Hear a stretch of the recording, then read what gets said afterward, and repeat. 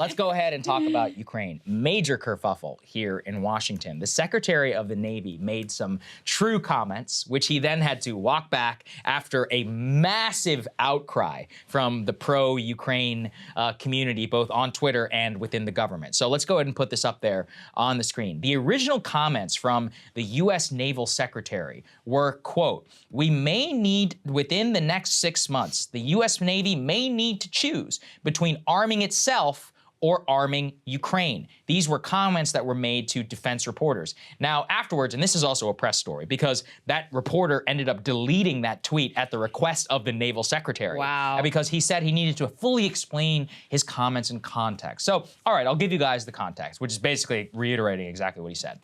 What he said was that he was chastising defense companies for using the pandemic as an excuse for not delivering weapons on time, and that the weapons and the missile interceptors and many other things that were coming to the U.S. and ordered by the U.S. Navy were not arriving in a timely manner, and that if that were to continue to be the case, which all indications seem that it be, that we would then have to possibly choose to deliveries of weapons to Ukraine and then also deliveries of weapons to us. He says, quote, "We are monitoring that very, very closely." This comment was enough. Actually, clearly he got wrapped on the knuckles by the Biden administration, because the naval secretary himself put out a tweet trying to further explain his comments. Now, if you're this reporter, how do you delete a tweet of accurate quotes by the naval secretary at his request? How does that work? By the way, if he needs more context, the Navy secretary can give the context. It's not your job to do PR for the U.S. Navy Secretary. Clearly, the Navy Secretary was telling us the truth, which is that there is a supply crunch and that it is possible we may have to choose between arming ourselves or arming Ukraine.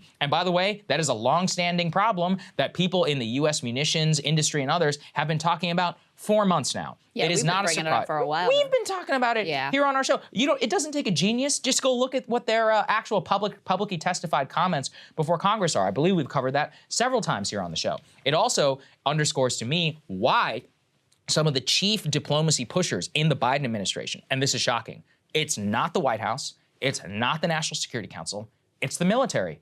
Chairman Mark Milley is basically been the one, along with many of the secretaries of the armed services, to push peace in Ukraine. You know why? Because they can see the $100 billion of their weapons that are depleting U.S. stocks from all sort of ammunition, surplus, and including the supply problem, the Javelin missiles, which we talked about here previously, reducing stocks, or not even saying reducing stocks, but Ukraine is not the only part of the world, last time I checked. Some stuff could pop off anytime. Taiwan, elsewhere, where you would want to ship weapons to allies. Well, we may have to actually choose between the two. And that's a terrible situation to be in. That's literally what the job of a military planner is. So I think these are tremendously important comments. And I think that the cover-up of the comments, Krystal, are even more revealing, more so than the comments themselves, because it shows you that if you tell even a sliver of the truth about what this situation looks like, but you can still support Ukraine, but you just have to be like, look, if you care about your own country first, then clearly you're going to have to ask some questions. They don't even want this information out there. It's just about acknowledging something basic, which is that some of the choices we're making with regards to Ukraine require trade-offs. Yes. And that's effectively what the press has been unable to admit the entire time around, that,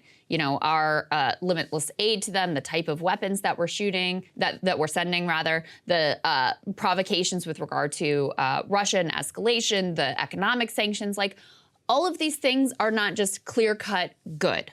They have trade-offs, and that part of the conversation has never been allowed into the press. It reminds me of when there was that report.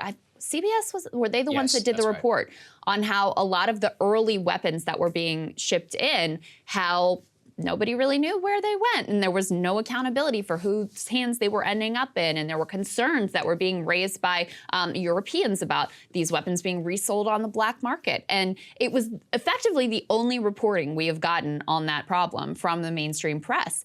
And they published the report, they put it out, we covered it, and just as soon as they published it, same thing. They deleted it. Massive pushback came, and they ended up deleting it, massively editing it, effectively apologizing, saying like, oh, this may not reflect the way things that are happening now. It's like, no, you did an actual piece of journalism, and you are cucking yourself to the defense establishment and to the administration, rather than exposing what is a very real concern and potential trade-off. Same exact vibes here. Yeah, as Bridge Colby says, doth protest a bit too much whenever it comes to the comments and what they reveal about the defense supply chain. And look, it actually comes on the heels of a very complicated situation in Ukraine. It's not like things are actually going well for Russia. In fact, let's put this up there on the screen. They just replaced their own military commander again after just 3 months. The previous general commander had been somebody who was well known for his work in Syria, for the deployment of air power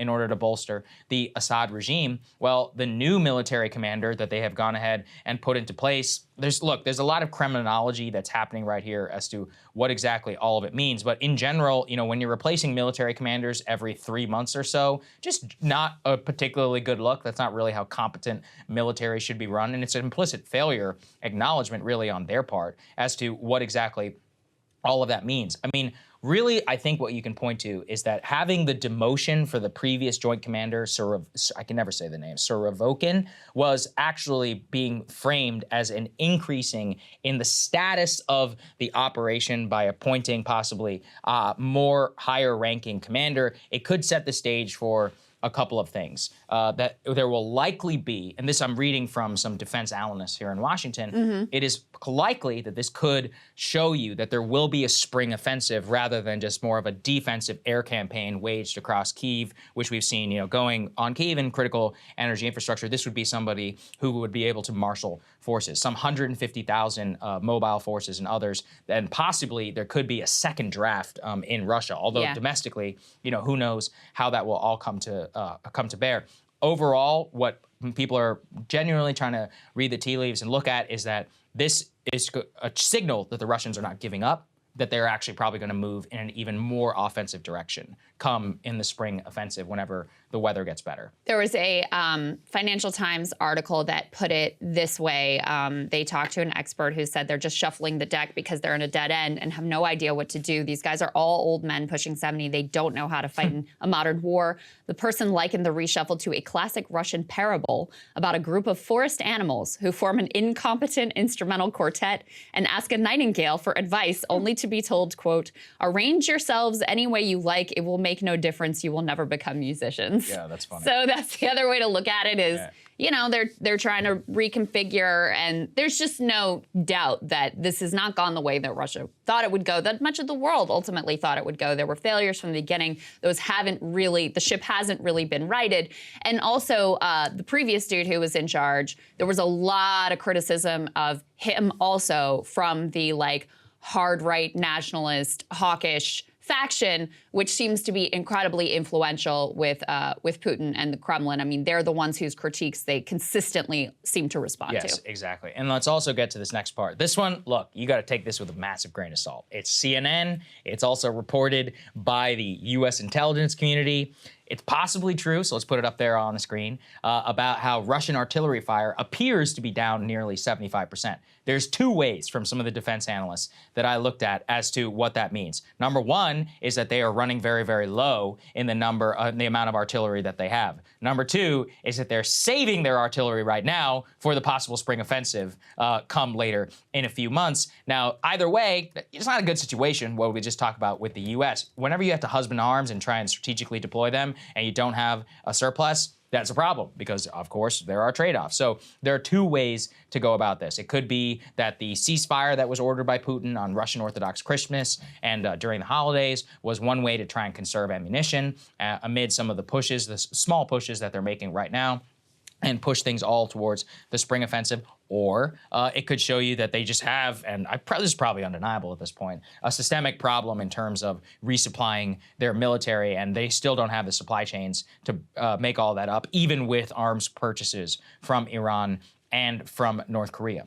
Let's go to the next one here, please, because this is also important. You know, there is still fighting that is happening in Ukraine. There's a salt town by the name of Soledar. I'm probably saying that incorrectly, so I apologize to everybody, which is in the region. The reason why this matters is because there are competing claims as to what exactly has gone on in this town. The Ukrainian government and the Ukrainian Defense Ministry says that they continue to contest the town. The Russians say that they have basically taken it. The reason why it even matters in the first place is because it's strategically important. It is a town in eastern Ukraine and is right on the front line. And in terms of battle setbacks and more, who wins some of these smaller skirmishes, especially after Ukrainian victory, not only in their offensive, but also, you know, in more recent ones like Bakhmut and elsewhere, that the Russians should be able to try and contest some of these towns because they would serve as key supply areas for any sort of spring offensive. TLDR, it's very complicated. Yeah. There's really no way to say, no, who's winning, who's losing. Definitely the momentum is on the Ukrainian side. But, you know, Peter Zeihan, who we had on the show, he made an excellent point on the Joe Rogan podcast, something that's always stuck in my mind, and which is, if you look at the history of all Russian wars, the first year is always a total shit show. And then they just draft their entire population and they throw as many bodies into the meat grinder as possible. And they just frankly have a very different view of loss of human life in terms of its value within their military. And they're willing to eat casualties that no Western democracy ever would. And that by doing that, they end up usually winning the war. That said, it's not an actual total war in terms of Moscow. It's not like the population necessarily has bought into it the way they did with Hitler's invasion and all of that. So there's still a lot of caveats for that analysis. But I think it's an important, you know, one to consider in the likelihood of some spring offensive in 2013. Yeah, and it's obviously very difficult for us to assess from here how the domestic population in Russia really feels about what's going on and what their capacity for suffering and sending their sons and husbands and brothers into war as, you know, grist for the mill, what that capacity and willingness ultimately is, and whether there would be some sort of domestic real pushback more so than what we've seen thus far. It's just very hard for us to see from here and really accurately assess that. But, you know, the other piece with this battle for this Soledar, this salt mining town, it also would be a really important sort of moral victory for Russia, which hasn't had anything they could really crow about to their population domestically with regards to this war. And it also does show you that if they are able to succeed here, which, by the way, they're claiming that they already have, if they are ultimately able to succeed here, I mean, it shows you that this is a long way from finished, that the result is far from inevitable. And so it's an important, I think, warning sign there as well. Yeah, that's right. Hey guys, ready or not, 2024 is fully upon us now, and Saagar and I have been brainstorming ways that we can really up our game for this critical election. Yeah, we rely on our premium subs to expand our coverage, to add staff, to upgrade the studio. We just want to give you the best independent coverage of this election, which is possible. So if you can help us out, become a premium subscriber today, breakingpoints.com, or the link is down here in the description video. It really means the world to us, and if you like what we're all about, this is the best possible way to keep us 100% independent, working only for you.